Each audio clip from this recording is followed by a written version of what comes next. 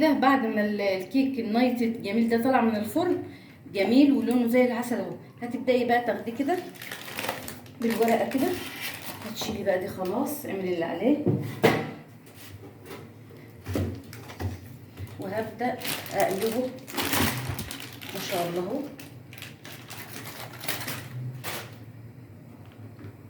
وهتقومي ايه قسمه كده،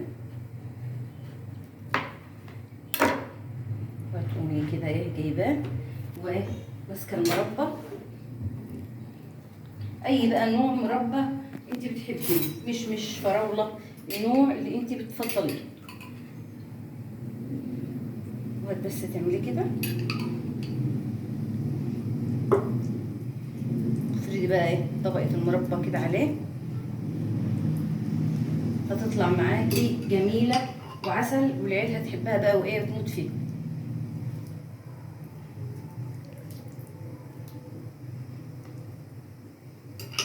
خلاص كده كميه بقى، يعني الزواق دي بقى والحاجات اللي هي الزياده دي بيبقى على حسب رغبه ايه حضراتكم. هتقومي بقى ماسكاها كده اهي ما شاء الله اهي، وقلبها كده، وهتقومي ماسكاها مقطعه الحروف كده اهو، بس سويها سواها خالص كده، شيلي بس الحروف دي اهي. العيال بقى بتموت في الحتت اللي هي الحروف دي اهي، مفيش حاجه بتترمي يعني، ده هم هياكلوها، ده هم مستنيين الكاميرا عشان ياكلوها.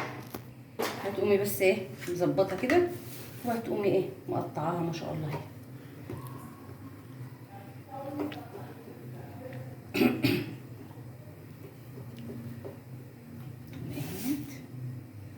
في الطبق، وهتقومي مقدمه بقى كده اهي.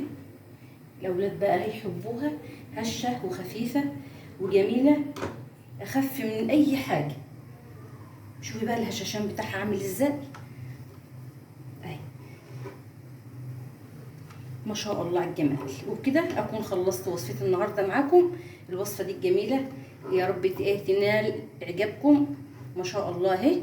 واتمنى ان كنت ضيفه خفيفه على قلوبكم، واتمنى ان انت لو عجبك الفيديو ما تطلعيش الا ما تكوني عامله لايك واشتراك وتفعلي زر الجرس علشان يوصلك مني كل جديد. ومع الف سلامه ومع فيديو تاني.